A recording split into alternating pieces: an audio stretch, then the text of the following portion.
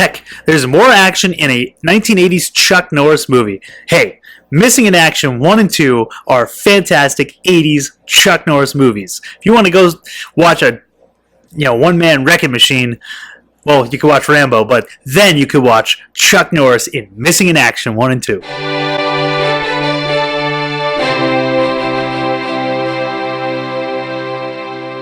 Hey guys, Final Death Star here. And today, I am a little surprised. We have an article from Yahoo Entertainment that's calling out Hollywood for being woke, getting woke and going broke. So this is coming from Yahoo Entertainment, and it's about the Charlie's Angels movie. You may or may not have heard it hasn't been doing well in the box office. So this article, how Charlie's Angels fell from grace at the box office with an 8 million plus opening. That is not a strong opening at all. That is a flop.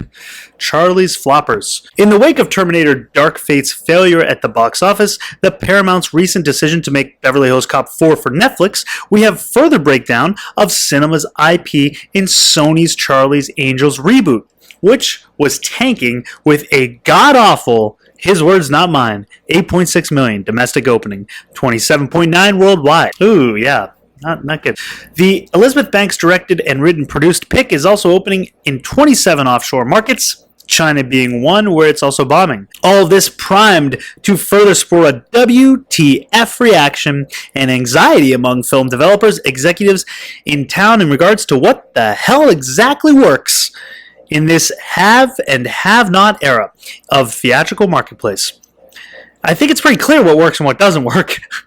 Keep the agenda politics out of it, and you're fine. I mean, it's pretty simple. Many will make the hasty generalization that old dusty IPs just don't work and are now deemed too risky when it is not a superhero project. However, movie making is an art, not a science.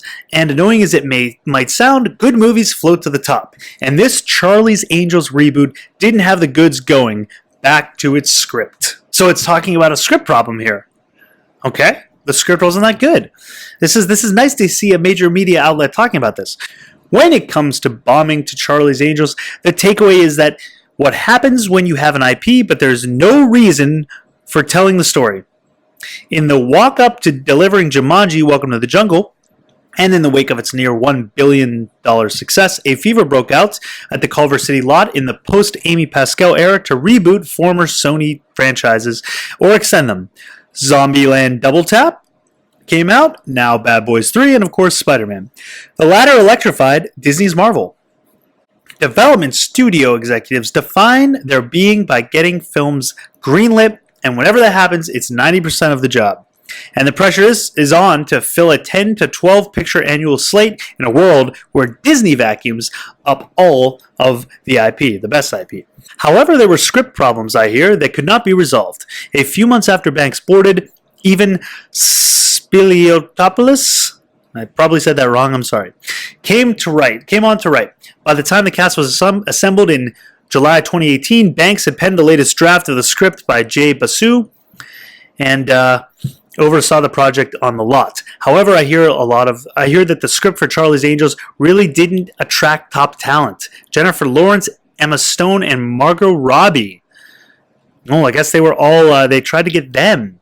A trio that would have potentially jazzed up the business, but they were not interested in this Charlie's Angels remake. So it goes on to talk about how Kristen Stewart probably would have been better off doing this movie a little further back towards the Twilight era, or had done some other movies to kind of boost her popularity again. She's done a lot of indie projects that haven't really, been big box office successes, which is fine. But when you're counting on her as your main star, your main draw, and she hasn't really been in the major movie business for a while, then that's going to hurt your bottom line. She doesn't have the pool that she once did because of the movie choices she's made. And that's fine, do your independent movies. That's great, actually.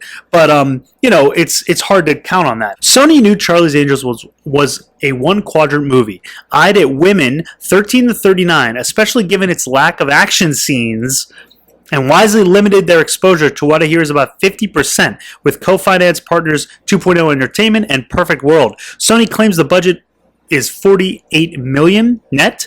We've heard it's mid-50s. Perhaps Sony should have spent more because Charlie's Angels' biggest problem is that it's very low octane. We've seen it all before. Action scenes. Heck, there's more action in a 1980s Chuck Norris movie. Hey, Missing in Action 1 and 2 are fantastic 80s Chuck Norris movies. If you want to go watch a one-man wrecking machine, well, you could watch Rambo, but then you could watch Chuck Norris in Missing in Action 1 and 2. After watching Charlie's Angels earlier this week, I put the first 2 McG movies on Netflix, and it was like watching Star Wars in comparison to this reboot, with a sharp production design, camera movements, unique action and comedy set pieces. And of course, the first movie boasted Sam Rockwell, who is fantastic, and they shot him out of a cannon. Understand that the first 2 movies in the series were able to complete and hold their own in an action space where, yes, Mission Impossible, Fast and Furious also thrived. But see, that's the thing. You give a good story, fun action, it's gonna do well. Just don't put your agenda in it. Some will claim that Banks' version was never intended to emulate the meat and potatoes version of McG's film, and that this version was expected to be more comedic and more feminist. Unfortunately, after McG set the table here, with the franchise as an action film, you can't reverse it. You can only outdo it. And with a franchise movie like Charlie's Angels, you can't make it for a one-quadrant audience. Charlie's Angels should not be targeted to 13 to 39-year-old women. I mean, men, you want to hit your male market. I don't understand how you think that's a good idea to cut out the male market in Charlie's Angels. The film arrived tracking with a $12 to $13 million start and never really budged, but it sank. That means marketing didn't work. I heard that $100 million global P&A was first planned on Charlie's Angels, with the studio now reducing that overall cost greatly to around $50 million and pulling back on expensive ads. They're washing their hands of it, basically. Another hurdle in activating the young girl demo is that much of the Pix cast isn't on social media. You got to be on social media these days. If you're not on social media, I mean, you can't afford not to be. Sony kept pushing Charlie's Angels, in which hindsight means that there were development issues. So this movie was just plagued from the get-go: script, development, lack of action, and then pushing the feminist movement, targeting the wrong audience. It just was a mess from the beginning. And, this is what we see. This is the effects of that. Here, this sums it up right here. Says Relish Mix, which also foresaw this disaster approaching on social media chatter. Angels is the latest example in a woke effort to reboot a franchise that many were not at all interested in to start with. In fact, many references to the 2000 version get a call out as a reason that one doesn't seem to compare, whether it's the cast or the action teased from the film, and as observed with other recent films such action/adventure. Unfortunately, fans say they're steering clear of this one because of its girl power messaging. Get woke, go broke. People don't want to be preached to on agenda-driven politics in their movies. So let's see what Rotten Tomatoes has. Wow, 59% here on Rotten Tomatoes for a critic score and 81% audience score. Usually we're used to seeing that reversed the other way around.